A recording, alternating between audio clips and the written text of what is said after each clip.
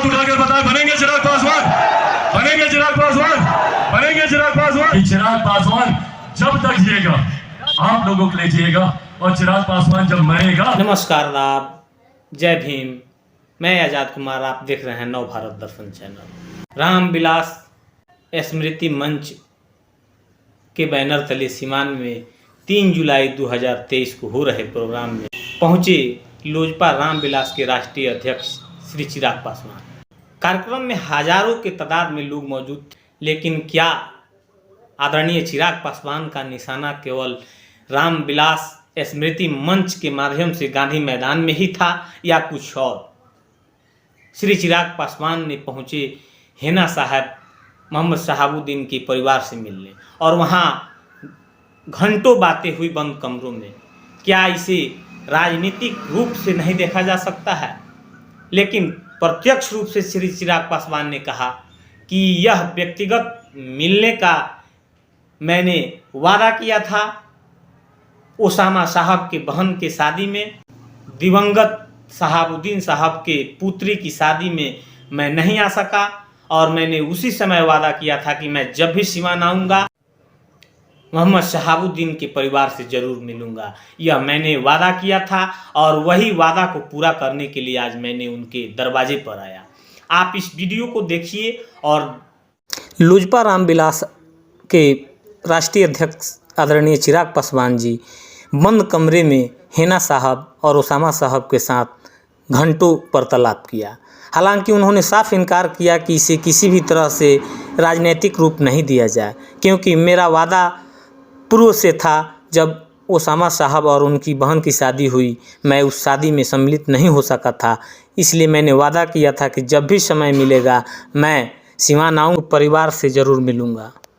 मुझे पिछले दिनों परिवार में हुए कार्यक्रम निकाह में मुझे शामिल होना था, उस वक्त मैं नहीं आ पाया था, और फ़ोन पे मेरी बातचीत हुई, और उसी वक्त मैंने उनसे कहा था कि मैं जब भी आऊँगा सिवान तो मैं घर पे ज़रूर आऊँगा। तो आज ये सिर्फ उस व्यक्तिगत संबंध को निभाने के लिए मैं यहाँ पर आया हूँ। मैंने कहा था कि मैं आऊँगा, इस बीच में नहीं आना हो पाया, तो सिर्फ मैं उस वजह से आज यहाँ पर। भाई हर मुलाकात के राजनीतिक परिप्रेक्ष्य नहीं होते। यहाँ पर मैं घर का सदस्य बनकर आया हूँ, पुराने संबंध हैं इस परिवार से, सिर्फ उस नाते आया हूँ। हर मुलाकात को राजनीतिक परिप्रेक्ष्य से देखने की जरूरत नहीं। बिल्कुल बहुत सारी बातें रही हैं पुरानी करने वाली हूँ मैं। आप बताइए क्यों टूट नहीं होगी?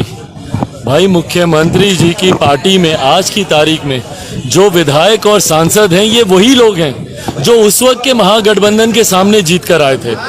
तो आज उनको अपने भविष्य को लेकर एक इनसिक्योरिटी तो है ही ना।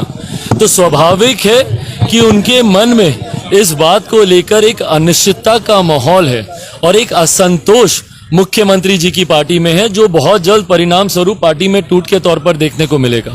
तो जो मुख्यमंत्री 18 साल में अपने सपने को पूरा नहीं कर पाए, वो हम बिहारियों के सपने को क्या पूरा करेंगे?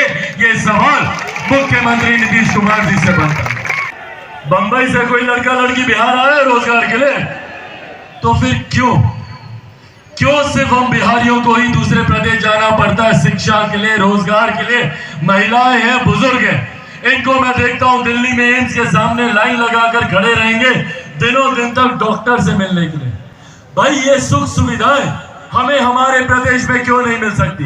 जब भारत एक साथ आजाद हुआ, भारत के तमाम प्रदेश एक साथ आजाद हुए, तो फिर क्या कारण है कि कहीं दिल्ली बंबई जैसे चमचमाते शहर बने, और वहीं दूसरी तरफ हमारा बिहार प्रदेश जो आजादी के 75 साल के बाद भी पिछड़ा प्रदेश कहलाता है। आज चले जाइए, दिल्ली चले जाइए, बेंगलुरु चले जाइए, गुरुग्राम चले जाइए, नोएडा चले जाइए, तमाम राज्य चमचमाते शहर बने हुए हैं। वहां पर लोग विकास की बात करते हैं तो चर्चा करते हैं मल्टीप्लेक्सेस की, मेट्रो ट्रेन की, बुलेट ट्रेन की बात करते हैं। और बिहार में आज भी अगर हम लोग विकास की सोच रखेंगे तो हम लोग की सोच को सीमित कर दिया गया है कि कैसे मेरे आंगन में एगो चापाकल गड़े, या कैसे हमारे गांव में एगो ट्रांसफार्मर आए, या कैसे घर के सामने नली गली बने। ये विकास की सोच बनकर रह गई है बिहार में। अगर बिहार में सिर्फ नली गली और नल जल की बात करनी है तो कौन बात करेगा बिहार में आईटी जॉब की? आईटी सेक्टर बनाने की, बिहार में उद्योग को खुलवाने की, बंद पड़े उद्योगों को चालू कराने की मुख्यमंत्री कभी बात करते हैं इस बारे में? जब तक बिहार को विकसित राज्य नहीं बना दूंगा तब तक मैं भी चैन की सांस नहीं लूंगा। ये वादा आज आप लोगों से करके जाता।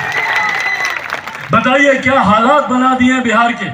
छात्र अपने अधिकारों की बात मांगने जाते हैं तो मुख्यमंत्री लाठी चलाते हैं, शिक्षक जाते हैं तो लाठी चलाते हैं, अभ्यर्थी जाते हैं तो लाठी चलाते हैं, किसान जाते हैं तो लाठी चलाते हैं, मजदूर जाते हैं तो लाठी चलाते हैं, बासी समाज के लोग जाते हैं तो लाठी चलाते हैं, दलित पिछड़ा कोई भी वर्ग के लोग जब जब जिसने अपने अधिकार की बात की सबके ऊपर लाठी चलाने का काम।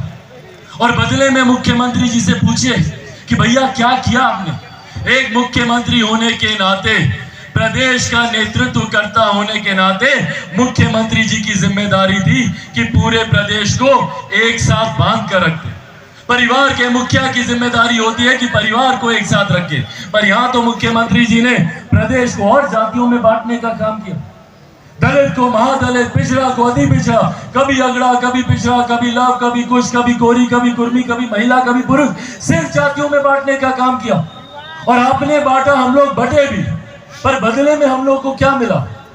आज जात पात धर्म मजहब की बात करते मुख्यमंत्री नहीं थकते, पर बदले में बिहारियों को क्या मिला? आज भी बिहारी को शर्मसार होना पड़ता है दूसरे प्रदेश आकर। बिहारी को अपने प्रदेश में आप रोजगार नहीं देंगे। शिक्षक आज क्यों सड़क पर हैं? क्योंकि इन्होंने डोमिसाइल नीति हटा दी। ये कहते हैं भैया आपको नहीं, बाहर से आए हुए लोगों को हम लोग बिहार में रोजगार देंगे। तो बिहारी क्या करेगा? दूसरे राज्यों में से मजदूरी करने के लिए बिहारी बना है क्या? अगर आप अपने राज्य में बिहारी को नौकरी देंगे तो कहां जाएगा बिहारी? पर यह चिंता मुख्यमंत्री जी को नहीं है, उनको सिर्फ अपनी राजनीतिक रोटी सेकने की चिंता है। इस गठबंधन में रहे, उस गठबंधन में रहे, मुख्यमंत्री कैसे बने रहे, सिर्फ कुर्सी की चिंता मुख्यमंत्री नीतीश कुमार जी को सताती है। इसीलिए साथियों, इसीलिए आज ये आग्रह करने आया। ये समय भी बीत गया तो फिर 5 साल तक हम लोग अधर में लटके रहेंगे। चुनावी वर्ष है, जरूरी है ऐसे नेताओं को चुनना, ऐसे राजनीतिक दलों को चुनना जो सही मायनों में आपके हक की बात करें, आपके अधिकारों की बात करें, बिहार के सम्मान की बात करें, बिहारियों के सम्मान की बात करें। उन लोगों को आगे लाने की जरूरत है। मेरे नेता, मेरे पिता ने अपने जीवन के अंतिम क्षणों में बिहार फर्स्ट और बिहारी फर्स्ट, जो एक विकसित बिहार की नींव है, उसका वो निर्माण करके मैं चाहता हूं कि आप सबका साथ मिले ताकि बिहार फर्स्ट, बिहारी फर्स्ट को हम लोग धरातल पर लागू करा सकें। भैया जब तक बिहार फर्स्ट, बिहारी फर्स्ट लागू नहीं होगा, बिहार में कोई उद्योग नीति नहीं आने वाली। मुख्यमंत्री तो स्वयं कहते हैं भैया कि बिहार में उद्योग नहीं खुल सकते, बिहार के भूगोल को दोष देते हैं। जानते हैं ना आप लोग क्या बोले थे कि बिहार का भूगोल ऐसा है कि बिहार में उद्योग नहीं खुल सकता। मुख्यमंत्री जी, खोट बिहार के भूगोल में नहीं है, खोट मुख्यमंत्री जी की नीयत में है। वो चाहते ही नहीं है कि बिहार में उद्योग हो, वो चाहते ही नहीं है कि बिहार में रोजगार मिले, वो चाहते ही नहीं है कि बिहार का युवा पढ़ लिख जाए, क्योंकि अगर बिहारी युवा पढ़ लिख गया तो वो भी वैसे ही सवाल करेगा जैसे आज चिराग पासवान मुख्यमंत्री जी से सवाल पूछता है।